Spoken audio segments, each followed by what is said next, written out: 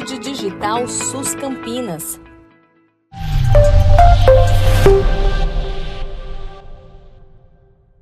Olá, sejam todos muito bem-vindos a mais um podcast do Saúde Digital. Meu nome é Luciana, eu sou enfermeira. Hoje a gente vai falar sobre o trabalho e a saúde mental. O trabalho faz parte da nossa rotina e como que ele pode influenciar, né, nesse desequilíbrio entre o profissional e o pessoal na nossa vida, né? E hoje, para a gente conversar, eu trouxe aqui a doutora Cíntia, né, que é psiquiatra, e o doutor Francisco, ele é médico, para a gente conversar um pouquinho sobre a saúde no trabalho. Bem-vindos e muito obrigada, viu, por estarem aqui. Eu sou psiquiatra aqui da Prefeitura e atualmente estou na supervisão do programa de residência em psiquiatria da Prefeitura Municipal de Campinas. E também, atualmente, estou trabalhando no Centro de Especialidade em Reabilitação, o CER. Bom dia, obrigado pelo convite, satisfação estar aqui nesse espaço. Meu nome é Francisco, como você já disse, eu sou médico de família e comunidade, trabalhei 16 anos no DIC-3, no Centro de Saúde, e estou recentemente, pouco menos de um ano, no CEREST, que é o Centro de Referência em Saúde do Trabalhador. Não sou médico do trabalho, essa é uma distinção que a gente faz, mas estou na área de saúde do trabalhador, espero contribuir para o debate sobre essa questão que é tão importante hoje em dia. Então, para começar, o estresse do trabalho, né? A gente sabe que a gente tem uma rotina muitas vezes atropelada e a gente precisa trabalhar, precisa às vezes até ter uma dupla jornada aí em casa, né? Com a nossa família. Mas assim, especificamente falando do trabalho, esse estresse crônico, ele pode gerar algum problema de saúde mental? Pode falar. Acho que, primeiro, só comentar que você comentou que o trabalho faz parte da nossa rotina. Ele não só faz parte, ele é uma parte muito importante da nossa rotina. Então, é uma parte muito... Existe um debate até teórico sobre centralidade do trabalho. O trabalho é uma questão muito central, não é uma coisa qualquer na nossa vida. A gente passa boa parte da nossa vida no ambiente de trabalho, nas relações de trabalho. As nossas escolhas de trabalho, escolhas e trajetórias no mundo do trabalho, muitas vezes levam a gente a escolher onde mora, nossos relacionamentos, amizades. O trabalho é muito central, não é uma coisa, não é só aquelas horas que você passa ali, pronto, aquilo influencia, transborda para todo o resto, e cada vez mais, né, com o WhatsApp, com as coisas, de cada vez mais trabalha mais horas por dia ainda, não tem aquela fronteira nítida. E aí sim, um ambiente de trabalho estressante, o estresse acho que não é a única, mas é uma das questões da saúde do trabalhador, ele, sim, contribui, acho que é difícil falar de causa, né, porque é uma coisa muito, muito multifatorial, mas contribui bastante para sofrimento e eventualmente adoecimento, né? Então, uma coisa é você estar estressado, não necessariamente você está doente. Você é estressado, você tem uma regulação daquele estresse, cada um lida de um jeito com o estresse, tá? Mas com certeza é um fator que contribui para processos e agravamentos de adoecimento, até físico, mas também muito do ponto de vista de saúde mental. Você falou uma coisa interessante, Francisco, que é sobre o pertencimento da pessoa a partir do trabalho. Então, o trabalho, ao mesmo tempo, ele é gerador de saúde mental, inclusive. Se a pessoa está no ambiente adequado, faz algo que lhe é agradável, ele, ao mesmo tempo, você vai ter uma rotina, então a sua vida é um pouco organizada, você vai encontrar pessoas na maior parte das vezes, então isso melhora também a socialização dessa pessoa. Você também ficará gratificado por você ter uma atividade que está tendo um certo reconhecimento das pessoas, você se sente pertencendo a um lugar, acho que é um pouco complementar. Uhum. E claro que nós temos no trabalho que lidar com situações estressantes, né, no dia a dia. Aliás, assim, hoje, até falando um pouquinho do que é estresse, estresse seria aquela reação inicialmente fisiológica que o ser humano tem diante de um perigo, né? Vamos pensar em termos no passado de quando a gente vivia mais na natureza, era aquele perigo eminente, por exemplo, de um animal que pode, então assim, luta, né, fuga, aqueles sintomas mais adrenérgicos que vêm, né, de ataque, não, tem que atacar, fugir, o que eu tenho que pensar? Mas hoje, no dia a dia que nós temos, para onde que vai esse estresse? Às vezes situações, assim, conflitantes, às vezes familiares, uma briga de trânsito, por exemplo, ou assim, no dia hoje do ser humano moderno, de como ele administra as suas demandas diárias. Então, e sim, claro, acho que dentro do ambiente ocupacional vão ter algumas demandas e como essa pessoa vai reagir a essa demanda também. E claro, dependendo da carga excessiva de trabalho ou de como essa pessoa gere o tempo dela, isso pode desencadear, sim, um estresse crônico. E tem algum transtorno, assim, mental que a gente pode dizer que ele está totalmente relacionado ao trabalho? Bom, hoje em dia, com a atual CID-11, que ela ainda não está em vigor no Brasil, mas ela já... o burnout, ele está classificado como um transtorno ocupacional. Mas até a CID-10, que atualmente ainda ela no Brasil, é até janeiro de 2027 que começa a CID-11, nós temos somente, assim, não é relacionado ao trabalho, mas a gente tem aquele esgotamento que seria um CID-Z, 73.0, por exemplo. Mas sim, hoje já, dentro da classificação da CID-11, já tem dentro a doença, o burnout. No Sereste, a gente usa muito uma lista do Ministério da Saúde, que é oficial, portaria do Ministério da Saúde de 2023, que é a lista de doenças relacionadas ao trabalho, LDRT. Nessa lista, os transtornos do capítulo F da CID-10, né, que é saúde mental, aparecem relacionados a diversas situações de risco. Não quer dizer, diferente, por exemplo, do burnout, que ele é sempre ocupacional. É difícil em saúde mental falar sempre, total, né? Porque é tudo muito multifatorial. Todo mundo tem sua história de vida, suas questões, seus pontos fracos, suas fragilidades, suas fortalezas. E aí você tem um trabalho que contribui para agravar ou para desencadear alguma questão. Diferente da pessoa que está lá exposta a uma poeira de sílica e vai desenvolver o problema do pulmão, que é uma coisa mais diretamente relacionável. Mas você tem, num ponto de vista de saúde pública, no ponto de vista epidemiológico, inclusive, você consegue detectar que quem está exposto a X, Y, Z situações tem uma chance maior de adoecer de tal e tal problema. Nesse sentido, tem CIDs de saúde mental, vários deles, que são atribuíveis a questões do trabalho. Desde uma coisa mais palpável, mais concreta, que assim, a pessoa está exposta a um produto químico neurotóxico que vai causar um quadro depressivo ou psicótico orgânico. Claro que isso é muito mais raro, mas é muito mais ali no quase exato ali. Você tem uma exposição ocupacional, uma coisa lesionou neurônios e tal, tem uma coisa mais biológica ali. Até questões assim, organização do trabalho, ou trabalho em condições de assédio, as questões todas. Essa lista enumera e correlaciona esses CIDs esses fatores a vários CIDs. Por exemplo, claro que os mais comuns da psiquiatria, né, transtorno de ansiedade generalizada, um episódio depressivo e tal, até algumas questões que até difíceis da gente, a princípio, controversas quando você olha superficialmente. Uso de substâncias. Uso tanto de álcool, de outras substâncias, tal, de drogas ilícitas, tal, tem relação com fatores no trabalho. Isso quer dizer que qualquer pessoa exposta àquilo vai usar substância? Não. Mas que aquele fator, por exemplo, um clima organizacional com excesso de cobrança de metas, com gestão, problemas organizacionais do trabalho mesmo, aumentam a chance daquele transtorno. Então, é possível fazer essa relação no ponto de vista epidemiológico, não é no caso individual. Você vai fazer uma avaliação epidemiológica e falar tanto aquele fator, quanto uma coisa mais complexa de se avaliar, mas também existem tabelas para isso, de avaliar em quais atividades econômicas tem mais risco daquele problema.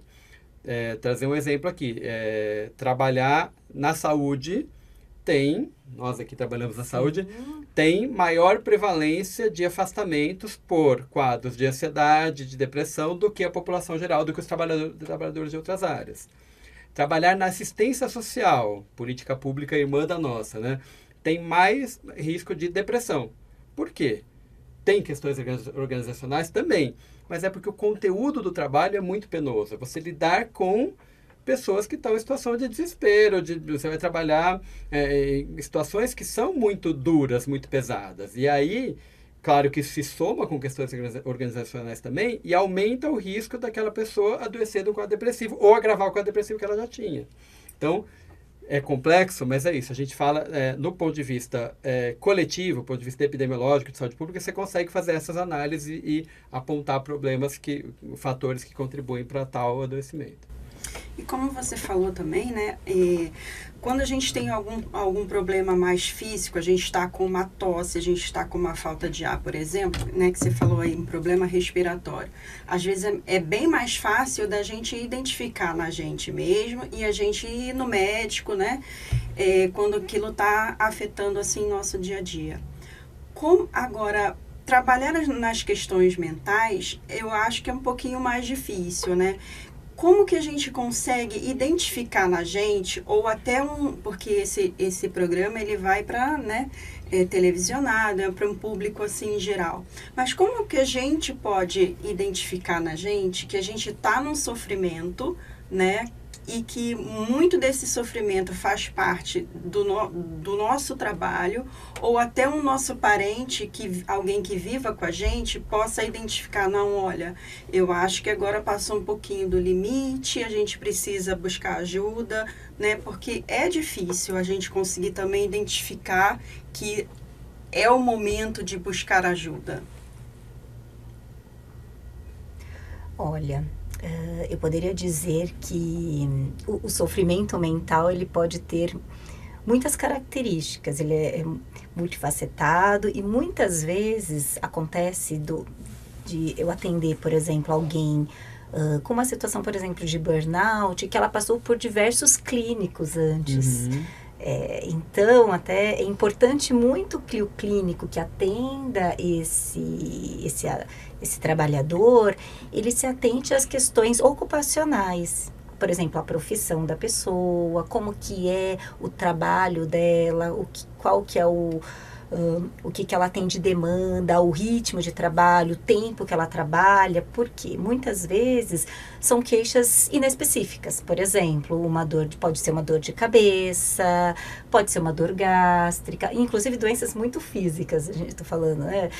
Uma insônia, dores, né, tensões musculares, acho que isso é muito comum, dores musculares, ou dor na lombar, ou dor no pescoço, uma dor no pescoço que vai para uma dor de cabeça, uma certa irritabilidade, um pouco de ansiedade, um cansaço, por exemplo, esquecimento, ela tá trabalhando tanto, o pensamento dela está tão concentrado nas demandas do trabalho que ela não consegue prestar atenção em outras coisas. E aí isso leva a um esquecimento, pelo menos uma sensação de esquecimento, de uma fadiga, de um cansaço. Parece assim, eu durmo e parece que eu não descansei.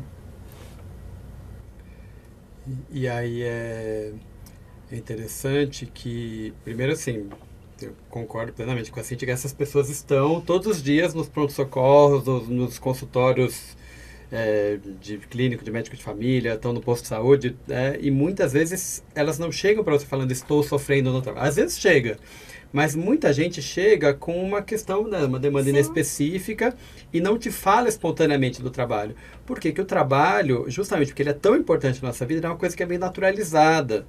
A gente fala, nossa, é um trabalho que é muito angustiante, tá muito corrido, mas é assim mesmo. Então, já que é assim mesmo, já que não tem nem muito o que fazer com isso, eu não falo disso, eu falo de mim. E aí vem outra dimensão importante da questão da saúde do trabalhador, que assim, é tentar olhar para o coletivo. Olha, você está com dor, pegando até um exemplo mais concreto do que saúde mental, mais físico. Você está com dor no ombro. Tem colegas de trabalho com dor no ombro também? Opa, tem. Então, não deve ser só você. Você tem a sua constituição física, o seu ombro, a sua musculatura e tal, mas se tem mais gente com o mesmo problema, pode ser que a altura da bancada ou o ritmo da máquina ou alguma coisa da sua linha de produção estão causando problemas no ombro de todo mundo ou de boa parte das pessoas. Saúde mental também dá para fazer isso. Também é menos palpável, literalmente, até do que o ombro. Embora cause dor no ombro também, né? Dor na cervical mais ainda. E muitas vezes as coisas vêm juntas, né? Muito comum a pessoa ter um problema muscular e também um problema de saúde mental, vem junto, muitas vezes vem junto. Mas é isso, você olhar para o trabalho é olhar para uma questão coletiva, uma questão que dificilmente afeta só uma pessoa. Você pode até estar trabalhando sozinho no home office, lá tal, mas você está com mais gente passando pela mesma exposição. E aí acho que esse é o ponto que você consegue perguntar, perguntar ativamente, acho muito importante. Perguntar sobre o trabalho, eu falo assim, pergunte sobre o trabalho e fale sobre o trabalho, se você estiver do outro lado como paciente, fale sobre o seu trabalho, pergunte sobre o trabalho, mesmo que você não saiba o que vai fazer com a resposta. Porque faz parte de você enxergar o problema. Falar, olha, eu trabalho apertando parafuso o dia inteiro, isso aqui tá, tô com dor no ombro. Tá, eu não sei o que eu vou fazer com a máquina apertadora, com a linha de produção que te faz apertar com a empresa, mas eu sei de onde veio aquele problema, ou o que está contribuindo para aquele problema. Então, olhar para o transtorno mental e falar, olha, como que está a sua vida? Na sua vida, pelo menos 8 horas, talvez mais, são ocupadas no trabalho, se pegar a dupla jornada, mais ainda, então, principalmente das mulheres, né? Pegar a questão do... Você tá conseguindo descansar, você tem isso, mas o seu trabalho. E aí tem uma distinção importante também, que é assim, olhar para o conteúdo do trabalho, que é o seu trabalho cuidando de gente que está desabrigada da enchente e tal. Isso é difícil, isso é penoso, você tem que estar muito bem psiquicamente para... Não. Existe também a organização do trabalho. Então, às vezes, o seu trabalho pode ser apertar um parafuso. Só que tem que apertar o parafuso numa cobrança de meta. E aí toda hora muda o parafuso, tem que aprender o parafuso novo que tem que apertar. E aí tem isso, aí tem que competir com o outro, aí você tem que mostrar serviço aqui, tem um monte de gente em volta olhando, e tem câmera te vigiando e tal.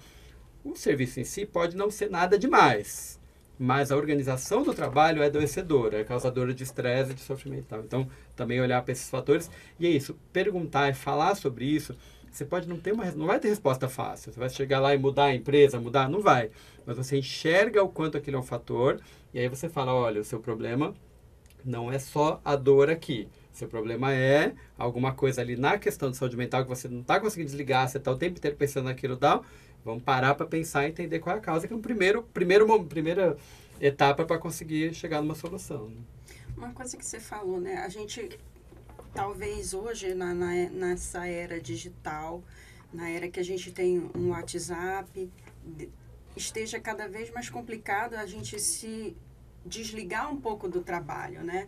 Como que está isso hoje em dia? Porque, assim, antigamente a gente começava o trabalho, por exemplo, 8 horas da manhã, saía 5 horas da tarde, né? Ia para casa, mudava totalmente o ambiente, né? Depois começou com um e-mail, eu precisava contactar o Dr. Francisco, eu vou mandar, hoje é sábado, por exemplo, eu vou mandar um e-mail para ele, né? E vamos ver o que ele responde, de repente amanhã ou na segunda-feira.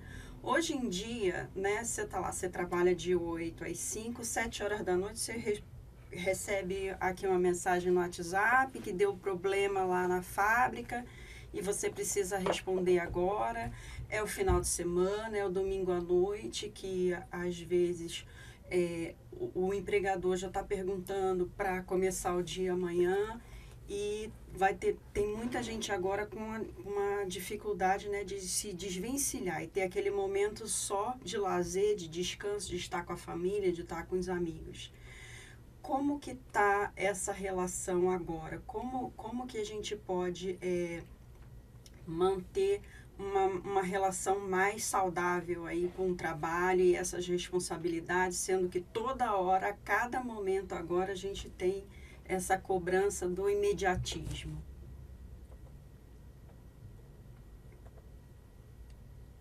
Posso começar, então? Eu acho, Vou pegar a sua pergunta e devolver com outro aspecto dela.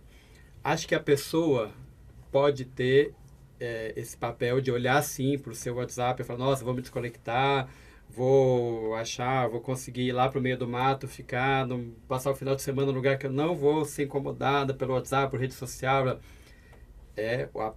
O indivíduo é uma parte da história, sim, ele reconhecer isso tal, e conseguir fazer. só que ele não pode perder o emprego se ele fizer isso. Então, o empregador tem a responsabilidade de não invadir o tempo de trabalho do empregado. Inclusive, tem jurisprudência, inclusive tem casos até da pessoa receber hora extra por ser chamado recorrentemente fora de horário de trabalho. A empresa tem uma responsabilidade, o empregador, a empresa, geralmente tem uma responsabilidade que é diferente da responsabilidade individual de cada pessoa. Então, e o mundo do trabalho hoje em dia, a cultura que se tem do colaborador, né? A gente no Sereste abomina essa palavra, porque hoje a gente não fala que é colaborador. O colaborador parece que está no mesmo nível, que é todo mundo igual, o dono da empresa e o trabalhador do chão de fábrica. Não é. Existe uma relação que é conflituosa, que tem papéis diferentes, tem responsabilidades diferentes.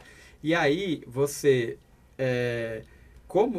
se espera da pessoa que ela esteja disponível o tempo inteiro e que ela vá conseguir sair daquela função mais operacional e virar líder se ela estiver disponível o tempo inteiro, além da conta dos outros. Então, a questão da competitividade, da meta e do não questionar e de ser de você não se colocar como trabalhador e reconhecer esse conflito que existe com a empresa, e sim você vestir a camisa, você dar o sangue. Então, o trabalhador que chega às 5 horas da tarde de sexta-feira, desliga o celular, só vai ligar de novo às 8 da manhã de segunda, ele pode perder o emprego, ele pode ser cobrado pela empresa porque ele não deu conta da demanda no fim de semana, ele pode nem perder o emprego porque seria problema trabalhista, mas ele pode não ser promovido, ele pode ser mal visto, pode ser criar um clima de assédio, de chacota, porque aquele é o diferente, porque a empresa espera disponibilidade. Então, não basta o trabalhador individual tomar isso, mas a gente tem que rever o que o empregador faz nesse sentido, de invadir, de ter uma organização do trabalho que espera que a pessoa responda e-mail no final de semana, em WhatsApp à noite e tal. Então, vai além da questão individual. Acho que esse é meu ponto.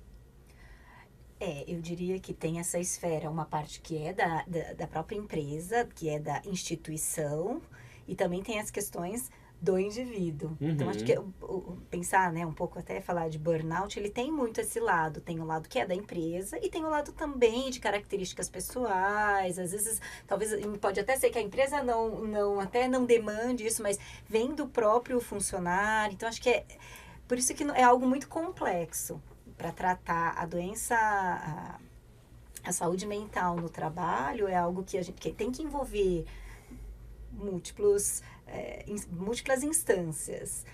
Nesse momento, acho que até desde do governo, desde a empresa, desde o indivíduo, tem que ser uma mobilização completa. Inclusive, até pensando um pouco nisso, alguns países, exatamente por altos índices de doenças relacionadas ao trabalho, eles colocaram algumas diretrizes para que as empresas comecem a olhar mais para a saúde mental dos trabalhadores, exatamente porque recentemente houve um aumento grande em termos de ansiedade, depressão. Acho que depois da pandemia a coisa piorou muito. Então, hoje tem algumas normas, inclusive, porque elas olham para isso, para também a empresa também começar a olhar para isso, e também os indivíduos, os trabalhadores também começarem a olhar o que também é deles, o que eles podem fazer também para tentar minimizar um pouco essa super disponibilidade ao trabalho, porque realmente tem pessoas que a empresa nem demanda e leva o trabalho para casa e quer ficar fazendo, às vezes porque pretende também uma promoção. A gente entende também esse lado, mas às vezes há muitos custos e que cronicamente pode levar a um quadro aí de uma estafa, de um cansaço, e a pessoa, inclusive, precisar se afastar por conta de um burnout ou de uma ansiedade, uma depressão comórbida. O Dr. Francisco, ele começou assim a falar um pouquinho, né, dos trabalhadores da saúde. Aí eu queria saber se existe mais alguma profissão aí que está muito vulnerável a ter algum problema assim de transtorno mental relacionado ao trabalho. Acho que vem um problema nessa sua pergunta, que é o seguinte: a gente tem muito pouco dado populacional correlacionando ocupação com adoecimento. Então, a gente tem, por exemplo, os dados do INSS que correlacionam os afastamentos por capítulo da CID, por CID e tal, com o que a pessoa faz. Mas no SUS a gente praticamente não tem isso. Então é difícil falar, nossa, população geral, nem todo mundo afasta, né? Muitas vezes a pessoa se trata tal, e não precisa de um afastamento, ainda mais um afastamento por INSS, que é acima de 15 dias. Então, você tem dados limitados, essa é a primeira parte da resposta. Isso, você tem dados que mostram algumas ocupações com relação com tais áreas. Você tem um aumento generalizado desses problemas de saúde mental relacionados ao trabalho na população, mais ainda da pandemia para cá. Mas você falar com propriedade, falar, olha, o bancário tem mais esse problema, e o metalúrgico tem mais aquele, e a saúde, a assistência e tal, são dados muito genéricos, não tem uma coisa tão detalhada quanto poderia, por conta dessa dificuldade do registro, inclusive, e até de perguntar, eu falo assim, ocupação, você fala qual é a sua ocupação, seu CBO, que é o cargo da ocupação, o código da ocupação, não é uma pergunta só de cadastro, de ficha cadastral, é uma pergunta de consulta, de anamnese. Você tem que perguntar para a pessoa o que ela faz, entender melhor, devolver a pergunta, não, mas é só isso, mas tem isso aqui, agora você faz isso, mas tem toda uma história ocupacional. Então, é um dado complexo de se levantar estatisticamente e correlacionar com adoecimento mental, que também é uma questão super complexa. Então, é isso. Tem alguns indícios, alguns sinais, alguns dados, alguns estudos, tal, talvez mais de fora do Brasil até do que nossa população ainda, mas dado preciso, consistente e tal, ainda não temos. Não se tem nada. Tem suposições, depressão relacionado com o trabalho. Inclusive, assim, os estudos mostram, né? Assim, depressão, ainda não tem nada muito... com certeza a depressão foi causada pelo trabalho, ou com certeza eles conseguem fazer algumas associações, mas ainda não tem nada muito...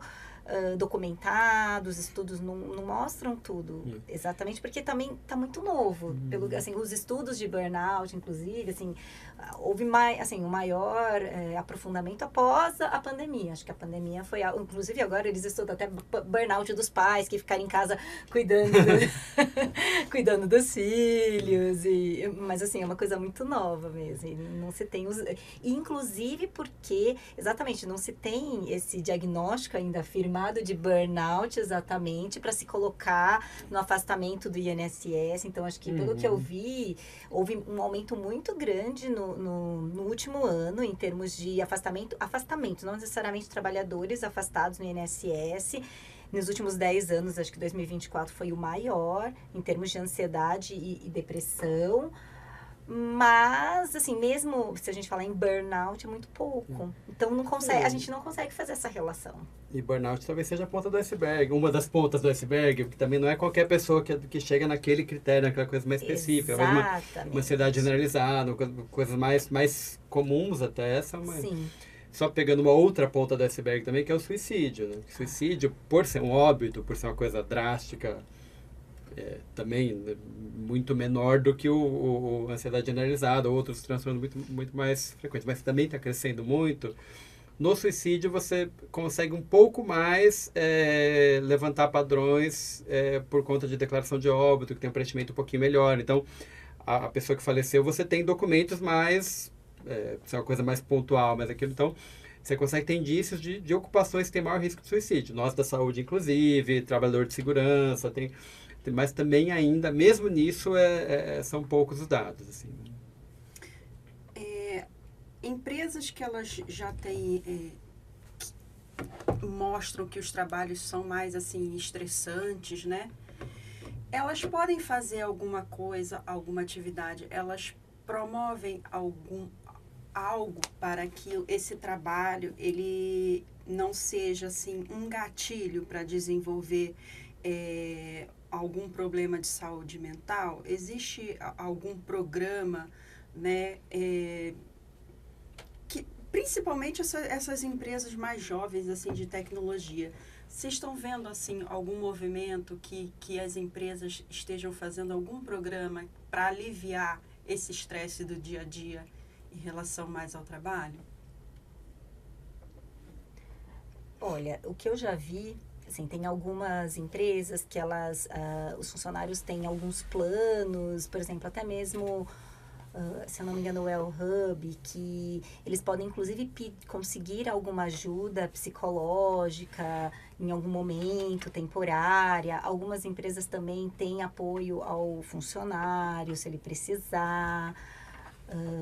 Ou alguns treinamentos, inclusive treinamentos pensando no TCC, em terapias da pessoa conseguir gerenciar melhor o seu tempo, ou treinamentos de gestores para tentar, inclusive, trabalhar, melhorar, né, a produtividade do funcionário, porque querendo ou não, quando esse funcionário ele está em sofrimento, ou ele está um pouco cansado, ele está um pouco estressado, ou com perda de memória, já está tendo alguns sintomas, eu posso dizer, ele vai ter perda na produtividade. Não só perda na produtividade, pensando um pouquinho que ele trabalha em equipe, a equipe também, de certa maneira, vai sentir reflexos de um funcionário que não esteja bem, ou até mesmo, como o Francisco falou, de vários funcionários sentindo a mesma pressão e o risco dessa produtividade cair é alto.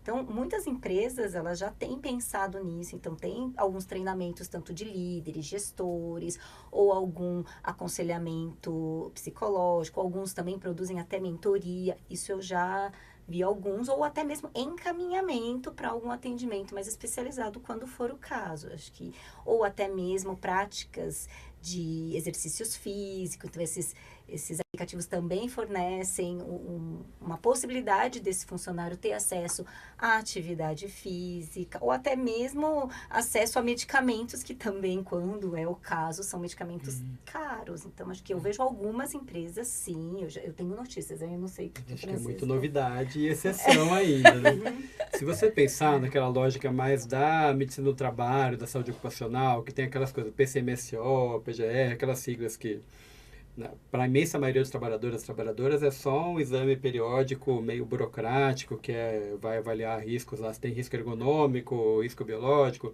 risco físico, risco químico e tal. Muito pouco se faz nessa área, que teoricamente todo trabalhador vai passar por isso periodicamente, tanto na admissão, no exame periódico, depois no demissional, mudança de função, ou até no retorno ao trabalho quando volta de um afastamento. Nesse exame, do jeito que ele é feito hoje no Brasil, ele ainda é muito limitado para essa parte de saúde mental, acho que até por uma questão de legislação, acho que ainda não foi incorporado de fato ao arsenal aí da medicina do trabalho, da prática da medicina do trabalho, avaliar a questão de saúde mental. Então, fica aquela coisa muito... se você tem um atestado lá com o CDF, vê se aquele atestado é verdadeiro ou não, ou você vai fazer uma avaliação de risco, vai ver só o ruído que tem lá e a questão das condições mais concretas ali, mais visíveis do trabalho, e não vai avaliar os riscos psicossociais. Estou falando o que é a prática hegemônica até hoje na saúde ocupacional e na medicina do trabalho. Tem novidades, até porque isso tá pegando no mundo inteiro, tem história, tem literatura, e está pegando no Brasil essa questão de aumentar o número de afastamentos. Então, tem novidades, até nas normas regulamentadoras do Ministério do Trabalho, que são quem prevê como funciona o PCMSO, a parte do exame médico, aquelas avaliações de risco. Tem novidades, tem responsabilidades novas das empresas, começando agora, sobre a questão de risco psicossocial. Ninguém sabe muito como vai ser ainda, porque é muita novidade. E porque é difícil mesmo. Então... Era essa até a minha pergunta. Imaginei que você ia perguntar, adivinhei a pergunta. Sim, é fácil eu chegar nesse ambiente aqui e olhar para ver, nossa, tem risco de ruído aqui? Não tem, está bem isolado, não tem e tal, ele está com fone, mas está no volume adequado e tal. Agora, eu olhar para esse ambiente aqui e falar, tem risco psicossocial? Não é uma coisa que você olha e vê, ou que põe um aparelhinho e mede. Tem que pensar em metodologia, tem que pensar em entrevistar, vai ter que avaliar estatisticamente o número de afastamento. Então, é complexo. Tem que ser feito, até onde a gente sabe, está começando a ser feito, mas é papel do empregador promover um ambiente de trabalho saudável. Então, assim, se você tem um ambiente de trabalho insalubre, do ponto de vista físico, é fácil falar que está insalubre, está lá, tem um produto químico ali que não devia ter, o trabalhador está sem EPI adequado e tal, vamos lá multar essa empresa, fiscalizar, interditar, solicitar que ela regularize. A gente, o Celeste, inclusive, é a autoridade sanitária, tem papel de ir lá e notificar para regularizar as coisas, até multar e tal. Agora, se chegar lá e perceber que aquele ambiente é tóxico no ponto de vista da saúde mental, não é simples. tem que ser feito, a empresa vai ter esse papel também, com toda a contradição que entra, a própria empresa olhar para o seu mecanismo de gestão, que é até promover algumas coisas lá de autocuidado, é até mais fácil, né? Mas olhar para... Vai mexer na meta, vai mexer no tempo que você tem para fazer aquela coisa, vai mexer em questões organizacionais que podem diminuir o lucro da empresa, que podem mexer em questões mais centrais de como a empresa funciona para proteger a saúde das pessoas. É uma situação de conflito, uma situação que não é simples. Sim. Doutora, tem alguma atividade, algum conselho, alguma dica para a gente tentar aí aliviar esse estresse do trabalho? Alguma coisa, alguma atividade física, práticas integrativas aí de saúde, alguma coisa que a gente já possa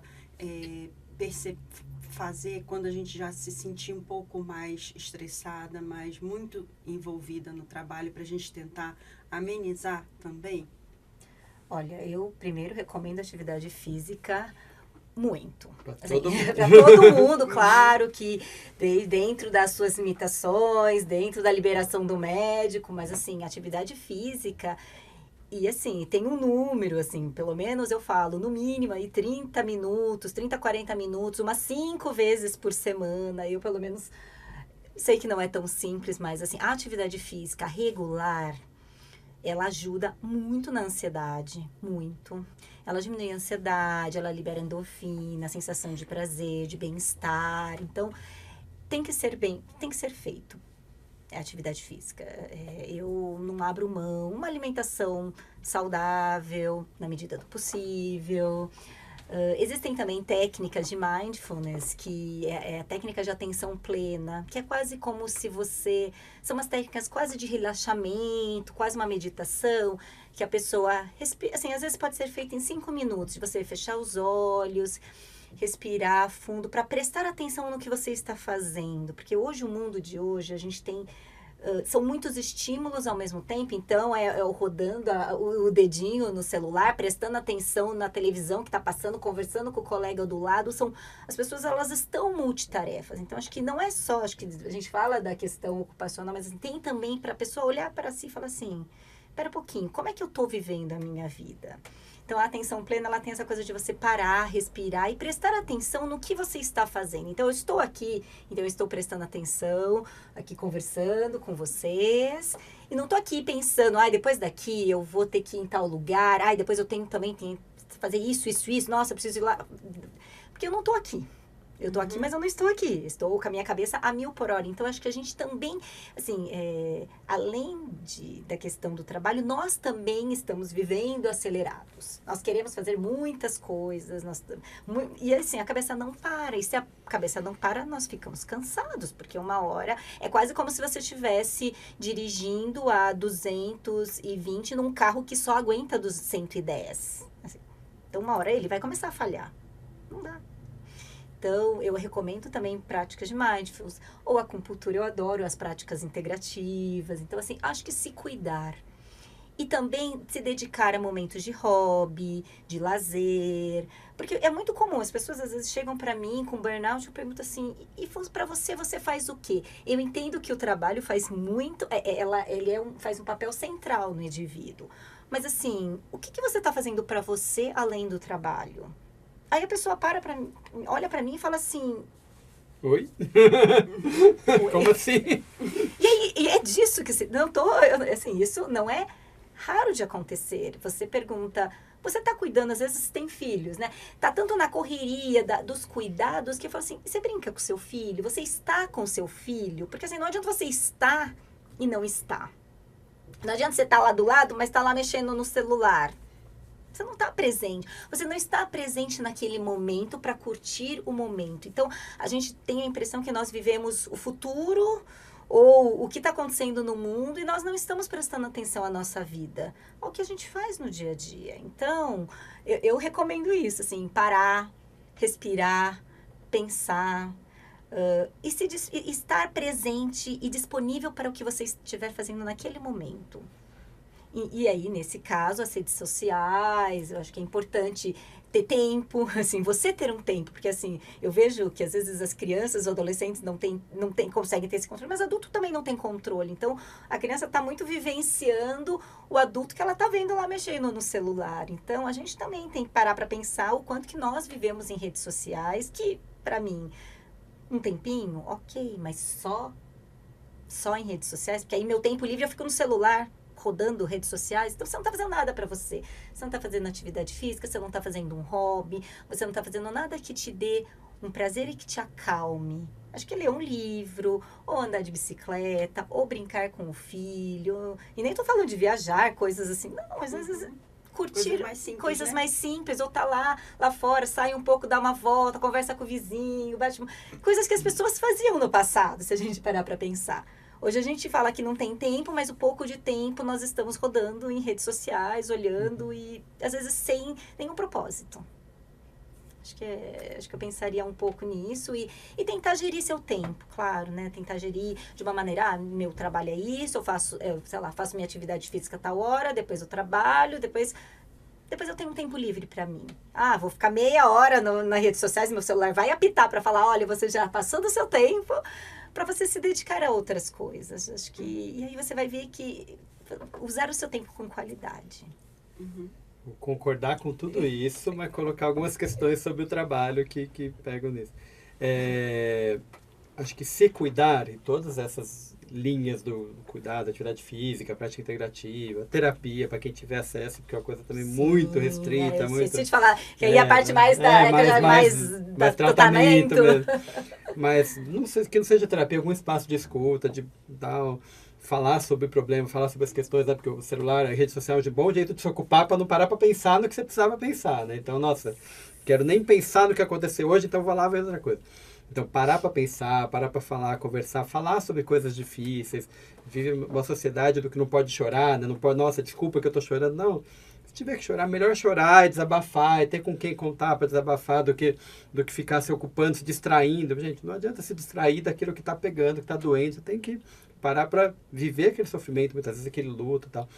Mas tem mais uma questão, que assim, se a gente acredita que a questão do sofrimento psíquico, das questões psíquicas, mas também físico, no trabalho, não afeta só o indivíduo, afeta a coletividade, afeta outros indivíduos, é importante ter espaços de conversar e de organizar esse sofrimento. Olha, você não enxergar aquele seu colega de trabalho, aquela sua colega de trabalho, só como alguém que está concorrendo à mesma vaga de liderança que você, e que você vai ter que parecer forte perto daquela pessoa, porque aí vocês vão... Às vezes aquela pessoa é muito parecida com você, está sofrendo tanto quanto você pela cobrança da meta, e está cada uma lá atuando como se desse conta e como se fosse forte, e não tem esse espaço de sofrer junto. Fala, nossa, tá difícil, vamos pensar, será que não dá para a gente conversar com essa líder, com essa empresa, para essa meta ser diferente, esse processo ser diferente, junto? Porque o mundo do trabalho hoje em dia ele é muito, e a sociedade como todo, o mundo do trabalho não foge disso, é muito individualista, é muito tipo, cada um cuidando do seu, cuidando da sua trajetória, tomando o seu remédio, fazendo a sua terapia, tendo o seu diagnóstico, né? Cada um tem o seu, e não olhando para a questão mais coletiva, sem desmerecer o individual, o tratamento, é super importante, o autocuidado, tudo isso é muito importante, mas também que a gente consiga retomar espaços coletivos para isso. Então, que eu consiga olhar para o meu colega de trabalho e falar, vamos ali tomar um cafezinho e conversar sobre aquilo que aconteceu ontem? Às vezes no home office nem cafezinho tem, né? Tá cada um lá no seu... Você nem conhece pessoalmente seu colega. Mas ter essa chance desse espaço que é de coletivização e de estar junto como trabalhador. Porque a empresa, ela está organizada. O empregador, ele está lá com suas regras, suas metas, seus propósitos. O trabalhador, muitas vezes, está cada um no seu e não olha para o colega, não faz essa atuação coletiva. Então, é um ponto importante também. Mas sabe o que eu estava pensando? Agora, você falando um pouco isso, eu estou entendendo que parte, assim, a gente falou um pouco da pós-pandemia, em parte também as pessoas começaram a trabalhar muito em casa, em home office. Então, de certa maneira, quando isso era mais coletivo, existiam alguns espaços, aquele que você tem mais intimidade, você batia aquele papo.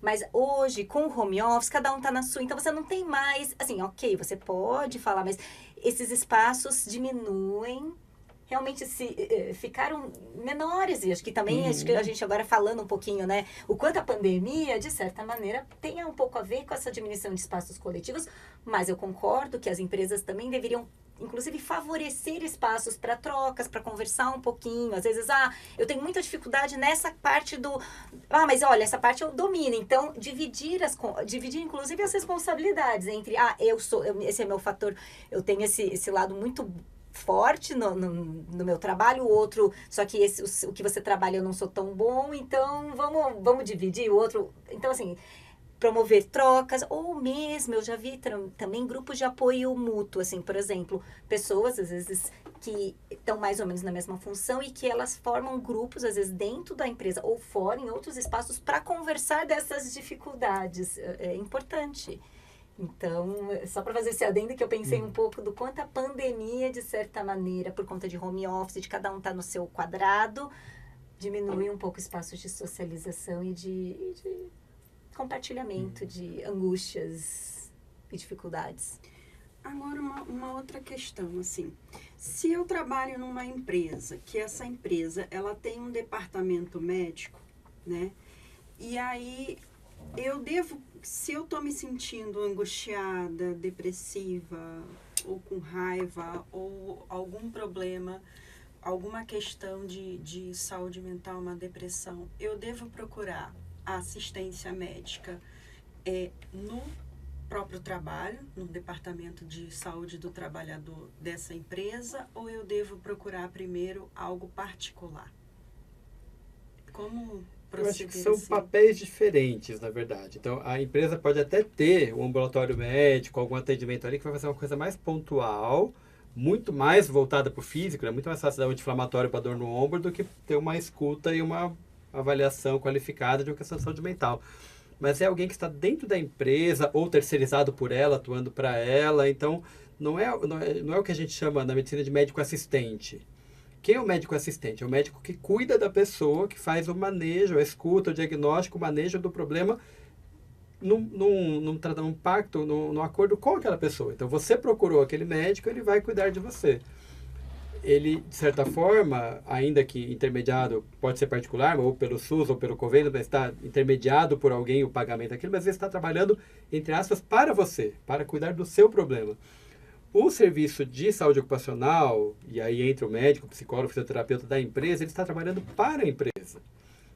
Ele pode pontualmente ajudar, o psicólogo da empresa pode pontualmente acolher alguém que está numa situação muito, muito de crise, mas é algo limitado pelo conflito, pela natureza de conflito que tem. Então, até pegando o exemplo do ombro lá, o médico da empresa, ele pode medicar para a dor que está ali, pode dar um atestado curto e pode fazer uma questão de uma adequação lá da ergonomia pontual e tal. Mas ele não vai, muitas vezes, ter autonomia para avaliar o quanto aquele processo de trabalho está causando, está contribuindo mesmo para aquilo. Quem vai investigar isso clinicamente é o seu médico assistente. Então, quem vai ouvir todas as suas questões de saúde mental que passam pela empresa e não só, porque nunca é só, né? Nunca é só. Nunca é você só. tem uma vida, ele nunca é só a empresa.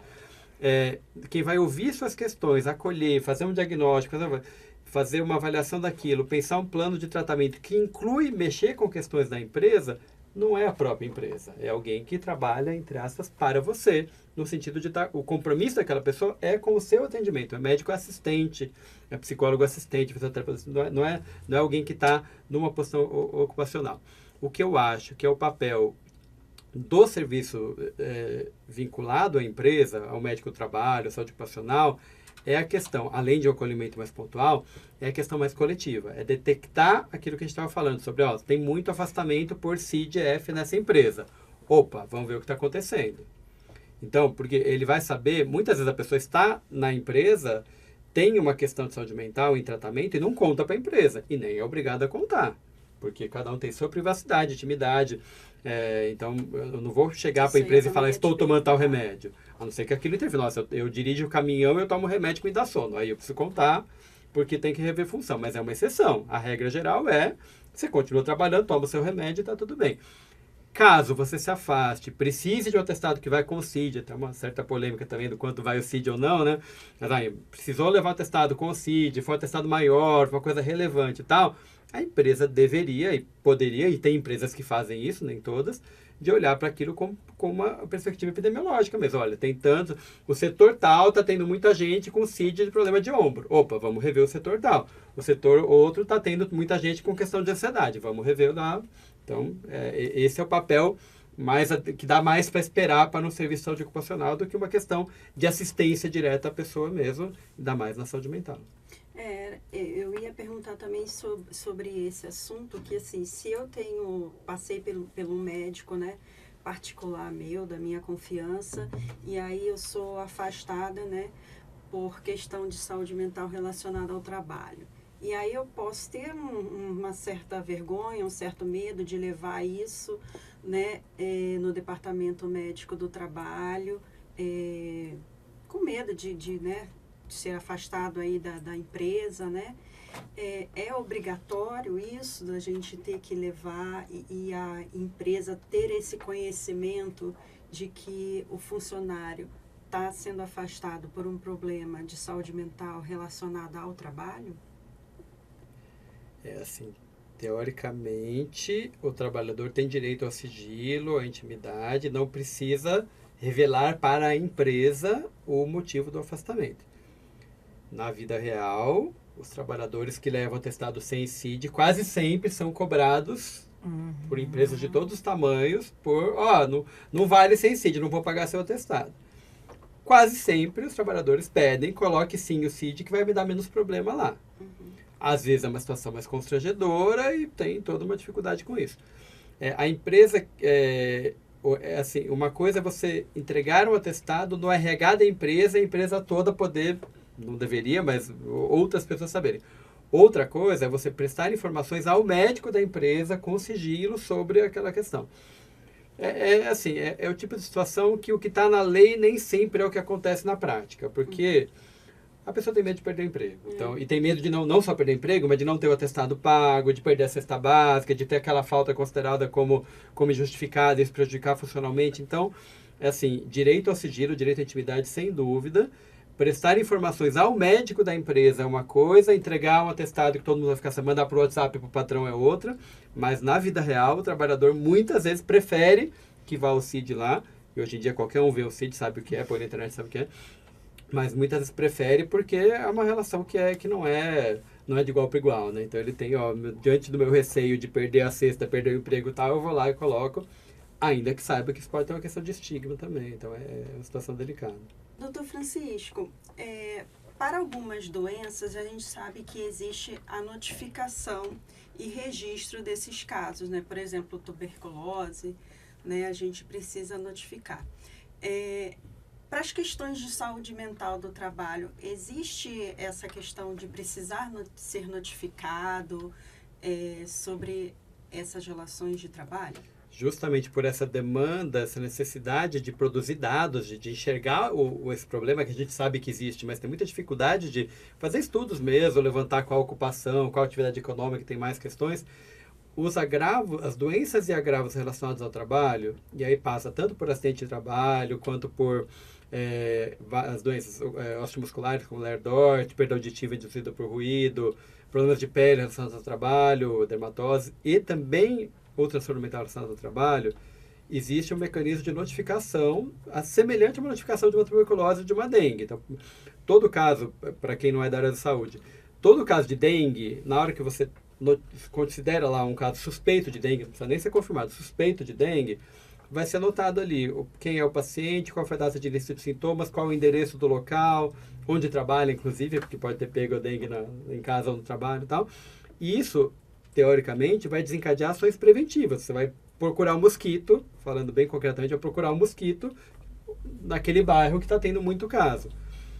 Para as questões de saúde relacionadas ao trabalho, existe o mesmo mecanismo, adaptado, claro, não é tão concreto quanto lá procurar o criador do mosquito, mas existe um mecanismo de notificação que gera dados e a gente pode detectar que tal empresa ou tal área da atividade econômica ou tal ocupação está tendo muito caso de transtorno mental ou de questão muscular ou de perda auditiva. Para quem trabalha no SUS Campinas, dá para fazer a ficha na notificação do próprio prontuário eletrônico do PEC, você emite a ficha e aí você vai qualificar com mais alguns dados e mandar para o Sereste. Então, o Sereste está super disponível para construir aí com fluxos e combinados sobre isso, porque não é tão disseminado como é, por exemplo, o da dengue, mas todo mundo que atende qualquer serviço de saúde pode notificar, tem a ficha de sinal na internet se procurar também, e qualquer pessoa que é atendida por uma questão de saúde mental relacionada ao trabalho, ou outra questão relacionada ao trabalho, na suspeita, não precisa de confirmação. Falar de confirmação, quando fala de trabalho, entra numa coisa delicada, porque tem que ter perícia, porque entra na questão do conflito trabalhista. Então, não é que você tem certeza que a pessoa adoeceu no trabalho, é que você tem suspeita de que o trabalho contribuiu para agravar ou para desencadear aquele quadro, você pode notificar nessa finalidade de gerar informação. Não é uma coisa, nossa, estou entregando na mão da pessoa um documento que ela vai usar na ação judicial. Não.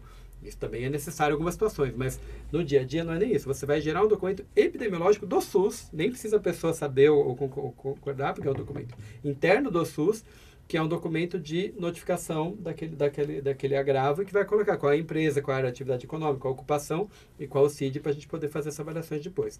E o Sereste, de novo, está super disponível para conversar, para fazer formação, combinar fluxos, vai receber a ficha por e-mail, tudo isso, super procure a gente para conversar sobre esse processo.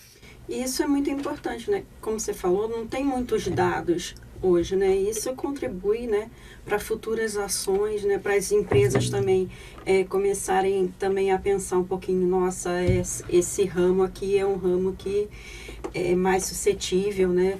Eu posso imaginar as questões de segurança, polícia, né? Deve ser um local de trabalho bem tenso, né? Para promoverem ações, né? Que possam aliviar todo esse estresse da rotina do trabalho, né? Gente, eu adorei o papo. Quero agradecer muito a presença de vocês, tá? Super convidados aí para voltar, para a gente conversar sobre relações de trabalho ou outros problemas, tá bom? Quero agradecer aí a companhia do nosso público. Curta, compartilha e a gente se vê no próximo episódio. Obrigada.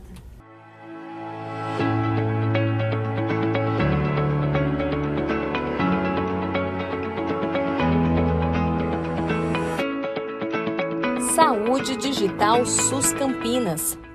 Prefeitura de Campinas, Secretaria de Educação, Produtora Rio Brasil Digital. Educa TV Campinas, um mundo de conhecimento para você.